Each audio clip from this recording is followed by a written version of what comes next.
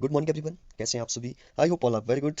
तो आज हम बात करेंगे क्लास 10 के एक बहुत ही इंपॉर्टेंट टॉपिक, बहुत ही इंटरेस्टिंग और बहुत ही इजी चैप्टर जो वो एपी की बात करेंगे, अर्थमेटिक प्रोग्रेशन की बात करेंगे, समानांतर श्रेणी की बात करेंगे। बहुत से क्वेश्चन जो वो यहाँ से बोर्ड एग्जाम में बनते हैं। तो चलिए स्टार्ट करते हैं। एपी की अर्थमेटिक प्रोग्रेशन जो वो उसकी फुल फॉर्म होती है, हिंदी में इसको बोलते हैं समानांतर श्रेणी। देखिए समानांतर श्रेणी इसको जो वो हिंदी में हम लोग बोलते हैं समानांतर श्रेणी। देखिए नाम से ही यहाँ पे पता चला है कि समान अंतर, समांतर से बना समान अंतर, मतलब कि हर एक के बीच में जो वो बिल्कुल सेम डिफरेंस होगा, कॉमन डिफरेंस जिसको हम बोलते हैं, और हिंदी में इसको सर्व अंतर बोला जाता है। देखिए कैसे, जैसे एपी मैंने कोई एक एपी लिखी, जैसे जैसे सीक्वेंस लिखा मैंने नंबर्स का, जैसे मैंने लिखा पहले 1, फिर मैंने लिख लिया 3, फिर मैंने लिखा 5, फिर मैंने लिखा 7, ठीक है, ऐसे सो ऑन, ठीक है। तो ये जो फर्स्ट और सेकंड है इनके बीच में डिफरेंस देखिए, अगर मैं 1 में जो वो 2 प्लस करूँ तो 3 आ जाएगा, 3 में जो वो 2 प्लस करूँ तो 5 आ जाएगा, 5 में 2 प्लस करूँ तो 7 आ जाएगा। इसका मतलब देखिए हर एक के बीच में जो कॉमन डिफरेंस है, समान अंतर है, इसका मतलब है कि ये इसको हम एपी बोल सकते हैं, इसको हम एपी बोल सकते हैं। तो जैसे मैं जो वो एक और एग्जांपल लेता हूँ, जैसे एक एपी ली मैंने, जैसे 2 ले लिया, फिर 4 ले लिया, फिर जो मैंने 6 ले लिया, ठीक है, एंड सो ऑन, ठीक है। ये जो फर्स्ट है, फर्स्ट टर्म, इसको मैं नाम दे दूंगा ए वन, या आपकी बुक में जो टी वन ऐसे दिया होगा, कुछ भी आप ले सकते हैं। ए वन मतलब कि फर्स्ट टर्म या पहला पद, इसको हिंदी में बोला जाता है। तो दूसरा पद हो गया ए टू, तीसरा हो गया ए थ्री, एंड सो ऑन, और लास्ट जो होगा उसको जो वो हम लोग ए एन से नोट करेंगे। ध्यान दीजिए यहाँ पे ए एन जो वो लास्ट टर्म होगा, एपी का लास्ट टर्म होगा। अगर दिया होगा तो ठीक है, अगर नहीं दिया होगा तो भी ठीक है। अब देखिए एक बात पूछी जाती है कि जैसे कोई एग्जांपल लिया मैंने एपी का, जैसे मान लो एक ले लिया 2, फिर ले लिया मैंने 4, फिर ले लिया 6, फिर आ जाएगा 8, फिर आपको पता है कि 8 के बाद 10 आ जाएगा, 10 के बाद 12, 2 2 का डिफरेंस चल रहा है। आपको पूछा जाएगा कि डी, डी का मतलब है यहाँ पे कॉमन डिफरेंस, कॉमन डिफरेंस मतलब कि सबके बीच में जो भी डिफरेंस है उसको बोला जाएगा डी, ठीक है। तो जैसे कि इसको मैंने ए वन मान लिया था, इसको जो दूसरी टर्म मान लिया, इसको तीसरा मान लिया, जो लास्ट होगा वो ए एन होगा, ठीक है। तो देखिए डी मतलब कि सार हिंदी में बोलते हैं, कॉमन डिफरेंस इंग्लिश में बोलते हैं। तो सार कैसे निकालते हैं? तो सार का मतलब है, देखिए इनके बीच में डिफरेंस कितना है, तो 2 का डिफरेंस है। तो अगर मैं ए टू में से ए वन माइनस करूँ तो 2 निकल जाएगा। तो मैंने कैसे निकाला, ए टू माइनस ए वन से निकाल लूंगा मैं 2 का डिफरेंस, या क्योंकि सेम डिफरेंस है हर एक टर्म के बीच में, तो मैं ए थ्री में से अगर मैं ए टू माइनस करूंगा तब भी तो निकल जाएगा।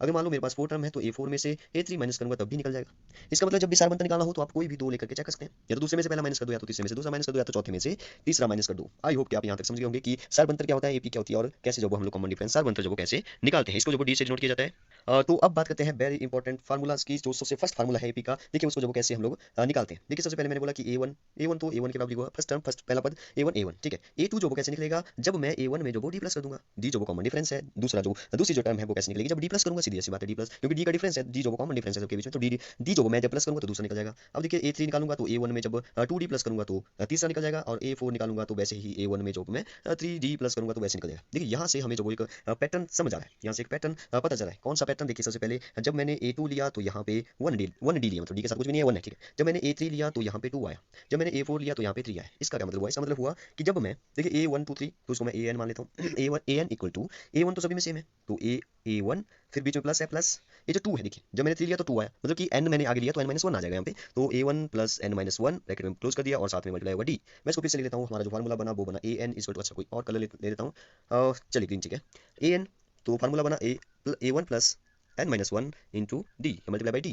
देखिए इसका क्या मतलब हुआ, जब मान लो मैंने जो वो 31वां पद निकालना है, मतलब कि 31st जो भी टर्म होगी उसको निकालना है मैंने, ठीक है, उसको मैंने निकालना है। मान लो मेरे पास जो वो एक एपी दे रखी है, जैसे 2 दिया है, फिर 4 दिया है, फिर 6 दिया है, ऐसे ऐसे चल रही है। आपको दिख रहा है डी निकालने की, डी निकालने की जरूरत भी नहीं है, आपको दिख रहा है कि 2 का डिफरेंस है यहाँ पे, तो डी जो वो हमारा 2 निकल गया। मैंने लिख लिया साइड में कि कॉमन डिफरेंस जो वो 2 है। अब मान लो आपको बोला जाए ये 31 निकालना है आपने, एन की जगह 31 पुट करिए, फार्मूला आपके पास है। ए वन का मतलब है फर्स्ट टर्म है यहाँ पे 2, फिर बीच में प्लस है एन माइनस वन, मतलब कि एन जो वो कितना है 31 है, 31 में से 1 माइनस किया 30, और डी कितना है, डी भी 2 है यहाँ पे, क्योंकि 2 का डिफरेंस है, तो 2 प्लस 32 जा कितना होता है 60, 60 और 2 हो गया 62। आई होप आप यहाँ समझ गए होंगे कि ये जो ऐसा ए एन वाला जो फार्मूला है वो इतना इंपॉर्टेंट है कि उससे जो आप ए हंड्रेड भी निकाल सकते हो, ए टू हंड्रेड भी निकाल सकते हो, ठीक है। तो इससे आप सभी टर्म्स को निकाल सकते हो अगर आपके पास, लेकिन आपके पास क्या क्या गिवन होना चाहिए, देखिए A N equal to A plus N minus one into D. आपके पास जो वो फर्स्ट टर्म होना जरूरी है, ठीक है। आपके पास जो वो डिफरेंस होना जरूरी है, एक तो पहला पहला पद आपके पास होना जरूरी है, मतलब कि फर्स्ट टर्म होना जरूरी है, एक जो वो आपके पास कॉमन डिफरेंस सार का होना जरूरी है, ठीक है। इतना अगर आपके पास पता है तो आप कोई भी टर्म्स जो वो निकाल सकते हो, एपी का कोई सा भी पद जो वो आप निकाल सकते हो। एक छोटे से एग्जांपल समझते हैं, जैसे जैसे जैसे जैसे जैसे 1 है, फिर मैंने 3 का डिफरेंस ले लिया, 4 ले लिया, 4 5 6 7, 7 के बाद आया 8 9 10, ठीक है। ये जो वो मान लो एपी चल रही है, ठीक है। देखिए कितने का डिफरेंस है, 3 का डिफरेंस है, 3 का डिफरेंस है, 3 का डिफरेंस है, सब में 3 का डिफरेंस है, डी निकल गया 3, डी निकल गया 3। और फर्स्ट टर्म भी ए वन भी पता है हमें, हमारे को ए वन इजकल टू वन। यहाँ पे ए वन के साथ आप कंफ्यूज मत होइएगा, वहाँ पे आपकी बुक में एनसीईआरटी की बुक में टी वन भी उसका है, कुछ और भी उसका, ठीक है, या गाइड होगी आपके पास, कोई भी सॉल्यूशन होगा वहाँ पे कुछ और भी दिया होगा, ठीक है। मान लो टी वन या ए वन ही ज्यादातर मैंने वैसे देखे हैं, तो आप यहाँ पे कंफ्यूज मत होइए, आप जो टी वन से भी नोट कर सकते हैं इसको। तो A one is equal to one है, डी इजकल टू थ्री है। अब देखिए इसको जो कैसे सॉल्व करना है। अब मान लो मेरे से पूछा जाए कि मैंने जो कौन सा पद निकालना है, कौन सा, चलिए मान लो A50 निकालना मैंने, मतलब कि ऐसे ऐसे चलते जाऊँ तो 50 नंबर पर कौन सा नंबर होगा, जैसे 7 के बाद 10 आया, फिर 10 के बाद जो वो 3 प्लस करेंगे तो 10 11 12 13 आ जाएगा, ठीक है। तो वैसे ही 50 मतलब कि 50 नंबर पर, जैसे 1 2 3 4 ऐसे 50 करके 50 नंबर पर 50 पोजीशन पर जो वो कौन सा नंबर आएगा, तो ये हम लोग यहाँ पे निकालने जा रहे हैं। तो हमारे पास कौन सा फार्मूला है, वही फार्मूला जो अभी हमने देखा। तो कौन सा फार्मूला है वो, जैसे वो है an equal to a plus n minus one into d. यहाँ पे भी आपने कन्फ्यूज नहीं होना है कि ए जो A1 लिखूँ या ए लिखूँ, ए जो वो फर्स्ट ही होगा हमेशा, ठीक है। आपकी बुक में कभी जो A1 मिलेगा, कभी जो वो 1 नहीं लिखा होगा, तो जिसके पास कुछ भी नहीं है उसके पास तो 1 होगा, ठीक है। तो ये भी आपने ध्यान रखना है। तो ए कितना है, ए जो वो 1 ही है प्लस, अच्छा A1 कौन सा निकालना है, ए जो वो 50 हमने निकालना है, 50 हमने निकालना है, n की जगह 50 पुट करेंगे सीधा ही, तो 50 में से 1 माइनस 49 आ गया। डी कितना है, डी जो वो 3 है, तो 49 मल्टीप्लाई बाई 3 करेंगे, 49 3 जा और प्लस 1 करेंगे तो वो टर्म आपके पास निकल जाएगी, ठीक है। आई होप कि यहाँ तक आप समझे होंगे। अब देखिए नेक्स्ट आपको जो टॉपिक आता है वो आता है कि सभी को प्लस करके कितना आना चाहिए। जैसे एग्जांपल के लिए एक एपी है मेरे पास, ध्यान दीजिए, आपको जो वो एपी एपी पूछेगा कि क्या एपी है या नहीं है, जैसे 1 है फिर 3 है फिर जो वो 10 है।